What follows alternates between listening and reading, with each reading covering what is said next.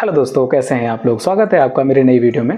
दोस्तों, जैसा कि आप जानते हो कि जियो, एयरटेल, वोडाफोन के इतने ज़्यादा महंगे प्राइस हो चुके हैं कि हम उनको रिचार्ज कराने के बारे में कहीं ना कहीं सोचते हैं तो बहुत ज़्यादा जेब खाली होने के बारे में बात होने लगती है। मतलब अगर हम बात करें कि घर में 3 से 4 लोग हैं, ऑलमोस्ट हर किसी के पास स्मार्टफोन तो रहता ही रहता है। तो जब ऐसे में 3-4 फ़ोन हैं और हमें अगर रिचार्ज कराना हो, हर एक फ़ोन में कम से कम 350 का रिचार्ज अगर हमें कराना है तो कहीं ना कहीं 1200-1500 रुपये हमारे महीने के जा रहे होते हैं। तो ऐसे में एक ऑप्शन हमारे पास आता है कि हम ब्रॉडबैंड कनेक्शन ले लें और घर में लगवा लें। अब ब्रॉडबैंड कनेक्शन को लेकर के भी बड़े प्रॉब्लम्स आ चुकी हैं। मतलब एक पहले तो नॉर्मल ब्रॉडबैंड कनेक्शन चलता था, ठीक था। अभी क्या हो गया, फाइबर लाइन आई, फिर उसके बाद में अब एयर फाइबर भी आ चुके हैं। तो कहीं ना कहीं बहुत सा कन्फ्यूज़न भी लोगों के अंदर है कि अगर हम जियो की बात करें तो जियो में फाइबर लाइन और एयर फाइबर, ये 2 ब्रॉडबैंड कनेक्शन हैं जो कि फास्ट इंटरनेट हमें दे रहे हैं। और इसको लेकर के हम बहुत ज़्यादा कंफ्यूज भी रहते हैं कि आखिर इसमें से कौन सा हम कनेक्शन लगवाएं। तो आज की वीडियो में आपके लिए लेकर के आया हूँ, जिसमें आपको मैं जियो का फाइबर और जियो की एयर फाइबर, इन दोनों के बारे में डिफरेंस बताऊंगा। क्या क्या डिफरेंस है, क्या क्या आपको सर्विसेज मिल सकती हैं और किस में आपको क्या नुकसान है, किस में आपको क्या फ़ायदा हो सकता है, ये सारी डिटेल्स मैं इस वीडियो में आपसे शेयर करूंगा। उसके बाद आप आसानी से डिसाइड कर सकते हो कि अगर आप ब्रॉडबैंड लगवाने के बारे में सोच रहे हो तो आप जियो फाइबर की तरफ जाओ या फिर जियो एयर फाइबर की तरफ जाओ। तो बने रहिए आखिर तक और मैं आपको बताता हूँ कंप्लीट डिटेल इस बारे में, जियो एयर फाइबर वर्सेस जियो फाइबर लाइन। नमस्कार दोस्तों, मेरा नाम है अनूप, आप देख रहे हैं टेक एंड ट्रेंड्स।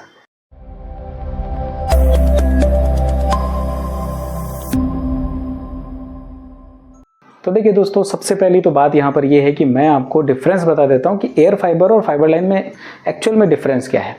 देखिए, जो फाइबर लाइन है उसकी बात हम करें तो उसमें क्या है कि जैसे नॉर्मली हमारे पास पहले ब्रॉडबैंड कनेक्शंस रहा करते थे कि उसमें हमारे पास एक वायर हमारे घर तक आता था, एक छोटी सी डिवाइस रहती थी और उस डिवाइस में हमारा जो कनेक्शन होता था वो जुड़ जाता था और वहाँ से मॉडेम में हमारा अटैच हो जाता था उसका वायर, तो वहाँ से हमें मिल जाता था इंटरनेट। तो वो फाइबर लाइन वैसे ही चलती जैसे हमारा पहले ब्रॉडबैंड चलता था कि हमारे घर तक वायर आएगा और वो हमारे मॉडेम में जुड़ेगा और फिर मॉडेम में जुड़ने के बाद उस मॉडेम से वाईफाई के थ्रू अपने घर की डिवाइसेस को या फिर लैंड केबल के थ्रू अपने घर की डिवाइसेस को कनेक्ट कर लेंगे और हमारे घर में ब्रॉडबैंड का प्रॉपर कनेक्शन हो जाएगा फाइबर लाइन का। अब बात करते हैं एयर फाइबर के बारे में। जो जियो का एयर फाइबर है वो वायर वहाँ पे कहीं नहीं भी आता है हमारे घर पे, हमारे घर की छत पे या फिर हमारे घर की वॉल पे कहीं ना कहीं एक ऐसा प्लेस जहाँ पे जियो का बेस्ट 5G कनेक्शन हमें कैच करने को मिल जाए, वहाँ पे ऊपर एक आउटडोर डिवाइस लग जाती है, एक छोटा सा बॉक्स लग जाता है और वहाँ से हमारे अंदर घर पे एक मॉडेम रखा होता है जियो का, वहाँ के लिए सिर्फ वहाँ के लिए केबल आती है और वो कैट 6 केबल होती है और उस केबल के थ्रू हमें इंटरनेट मिल जाता है जो मॉडेम से कनेक्ट रहता है और मॉडेम से वाईफाई के थ्रू अपने घर की सारी डिवाइसेस को कनेक्ट कर सकते हैं। और बाकी आपको स्पीड और बाकी चीज़ें आपको सेम सब कुछ मिलेगी।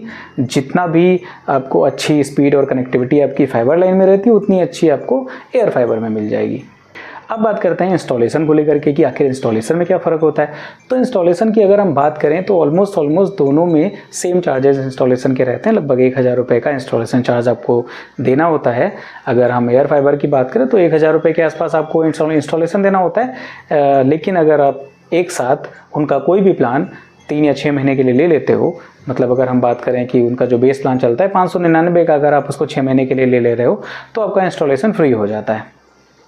और वहीं पर अगर फाइबर लाइन की बात करें तो फाइबर लाइन में भी आपका इंस्टॉलेशन चार्ज तो 1000 रहता ही रहता है, वो भी आपका फ्री हो जाएगा। अगर आप उनका जो बेस प्लान है उसको 6 महीने के लिए ले लोगे तो आपका वो फ्री हो जाएगा।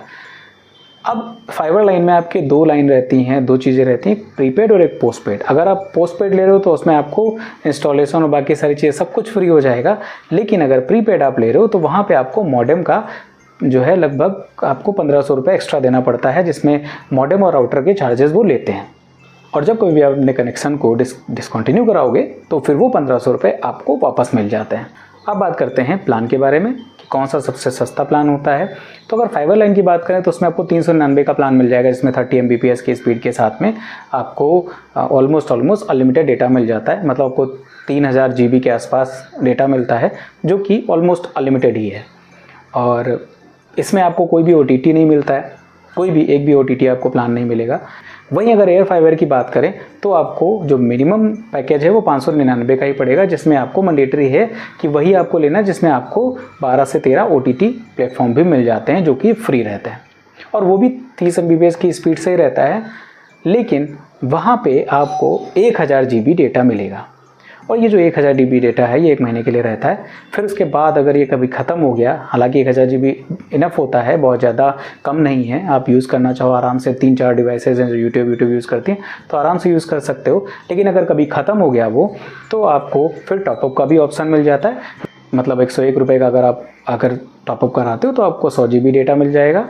अगर आपको और ज़्यादा ज़रूरत है तो आप 251 रुपये का टॉपअप करा सकते हो, जिसमें आपको 500 GB डेटा मिल जाएगा। और अगर 401 रुपये का आप टॉपअप कराते हो तो आपको 1000 GB और डेटा मिल जाएगा। अब बात करते हैं अनलिमिटेड कॉलिंग को लेकर के। जो अनलिमिटेड कॉलिंग जो फाइबर लाइन में मिलती है उसमें जो उनका मॉडेम होता है, उस मॉडेम में बैक साइड में हमारे पास जो है रिसीवर को प्लग इन करने के लिए एक पोर्ट दिया जाता है कि जिससे हम अपने फ़ोन का रिसीवर बाहर से ख़रीद लें और उसको प्लग इन कर दें, तो फिर उस रिसीवर के थ्रू हम कॉल कर सकते हैं या फिर हम जियो कॉल ऐप के थ्रू भी कॉल कर सकते हैं। ये फाइबर लाइन में हमें एक सुविधा मिलती है। लेकिन एयर फाइबर की बात करें तो एयर फाइबर के मॉडेम में हमें ऐसा कोई पोर्ट नहीं मिलता है कि जिससे हम रिसीवर को कनेक्ट कर सकें। तो यहाँ पे सिर्फ एक ऑप्शन हमारे पास बचता है कि हम जियो कॉल का जो ऐप है उसको डाउनलोड कर लें अपने फ़ोन में और उसके थ्रू हम कॉलिंग कर सकेंगे। लेकिन कहीं ना कहीं जियो कॉल का जो ऐप है उससे कनेक्टिविटी में प्रॉब्लम बहुत सारी रहती है। जो मैंने एक्सपीरियंस किया है उसमें बहुत सारी कनेक्टिविटी में प्रॉब्लम रहती है, तो कहीं ना कहीं कॉल में आपको प्रॉब्लम रहेगी। तो अगर आपको बेसिक फ़ोन घर में रखना है और कॉलिंग का फ़ायदा आपको उठाना है एक्चुअली, तो आप फाइबर लाइन की तरफ जाएँ, मेरे हिसाब से ज़्यादा बेहतर रहेगा। एयर फाइबर में आपको उतना अच्छा एक्सपीरियंस नहीं मिलेगा अनलिमिटेड कॉलिंग का, मतलब कहीं ना कहीं आप फ़ायदा नहीं उठा सकते उसका, वो सिर्फ कहने के लिए अनलिमिटेड कॉलिंग है।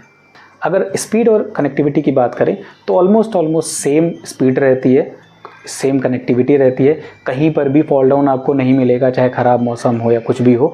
ऐसा कोई भी डाउट आप मत रखिए कि एयर फाइबर अगर है हमारे पास और कहीं बारिश बहुत तेज़ हो रही है, ख़राब मौसम हो गया, तो ऐसा तो नहीं कि जैसे हमारा जो DTH के जो पहले छतरी लगती थी, ख़राब मौसम होता था तो चैनल आना बंद हो जाते थे, ऐसा कुछ होगा। ऐसी कोई भी प्रॉब्लम नहीं फेस करी अभी तक मैंने।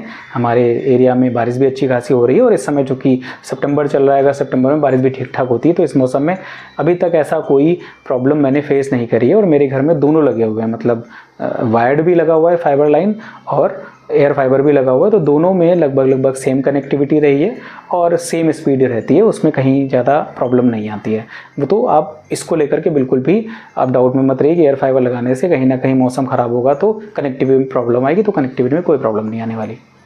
एक मेजर इशू यहाँ पे मैं बोल सकता हूँ एक ऐसा है कि जो डिफरेंस, बहुत बड़ा डिफरेंस है, वो ये है कि अगर हम फाइबर लाइन की बात करें तो फाइबर लाइन में कभी कभी क्या होता है कि चूँकि वायर्ड होता है ये सारा, तो एक बॉक्स हमारे पड़ोस में कहीं पोल में लगा होता है घर के, तो वहाँ से वायर आता है हमारे पास तक।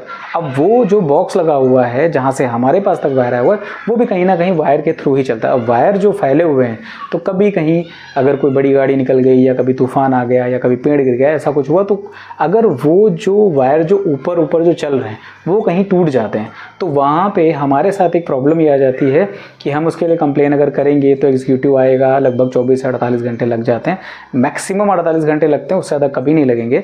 मेरे साथ तो कभी नहीं ऐसा हुआ। लेकिन फिर भी 24 घंटे के लिए अगर आपका सब बंद हो जाए, डेटा और इंटरनेट, तो कहीं ना कहीं हमें तो एक प्रॉब्लम फेस होगी हमारे लिए, हमारे घर में, क्योंकि आज की डेट में टीवी से लगा के मोबाइल और हर एक डिवाइस जो है वो इंटरनेट के थ्रू ही चल रही है, तो कहीं ना कहीं हमें प्रॉब्लम फेस हो सकती है। तो ये एक ऐसा इशू है कि जिसको सॉल्व करने के लिए आपको एक वेट करना ही पड़ेगा। अच्छा, एयर फाइबर में आपको कभी ये प्रॉब्लम नहीं आएगी कि कहीं वायर टूट गया या कुछ भी हो गया, क्योंकि जब वायर टूटना नहीं है तो फिर कनेक्टिविटी की इतनी ज़्यादा प्रॉब्लम नहीं रहेगी। अगर कभी भी ऐसा होता है कि डाउन होता है इंटरनेट, तो कुछ टाइम के लिए होगा, 1-2 मिनट 4 मिनट के लिए होगा, और वो ऑटोमेटिकली वो सर्वर से सही भी कर दिया जाता है, क्योंकि उसमें कहीं वायर नहीं है। तो जब हार्डवेयर की प्रॉब्लम नहीं होगी तो फिर आपको इंटरनेट की कनेक्टिविटी ज़्यादा बेहतर मिलेगी, और अगर कभी भी सर्विस डाउन हो जाएगी तो वो जल्दी से जल्दी ऑटोमेटिकली सुधर जाएगी, किसी भी एग्जीक्यूटिव को फिजिकली यहाँ पे आने की ज़रूरत नहीं पड़ेगी। तो कहीं ना कहीं ये एक मेजर डिफरेंस है कि मतलब आप इस चीज़ को अगर अफोर्ड कर सकते हो कि कभी आपके यहाँ पे वायर अगर कट जाए और आपका अगर एक दिन के लिए इंटरनेट बंद हो जाए और आप उस चीज़ को अफोर्ड कर सकते हो, तो बेहतर है कि आप फाइबर की तरफ चले जाओ। और अगर आपका ऐसा काम है कि अगर 24-25 घंटे के लिए, 12-14-15 घंटे के लिए अगर आपका इंटरनेट बिल्कुल बंद हो जाए तो आपको बहुत ज़्यादा नुकसान हो सकता है, तो आप बेहतर है कि एयर फाइबर की तरफ आप चले जाएँ। तो दोस्तों, ये थे कुछ ऐसे मेजर डिफरेंस जो कि मैंने आपको बताने की कोशिश करी एयर फाइबर और फाइबर में।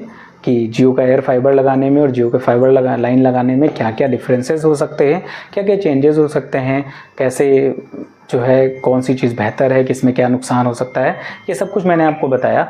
अब आप यहाँ पे डिसाइड कर सकते हो कि आपको एयर फाइबर की तरफ जाना है या फिर फाइबर लाइन की तरफ जाना है।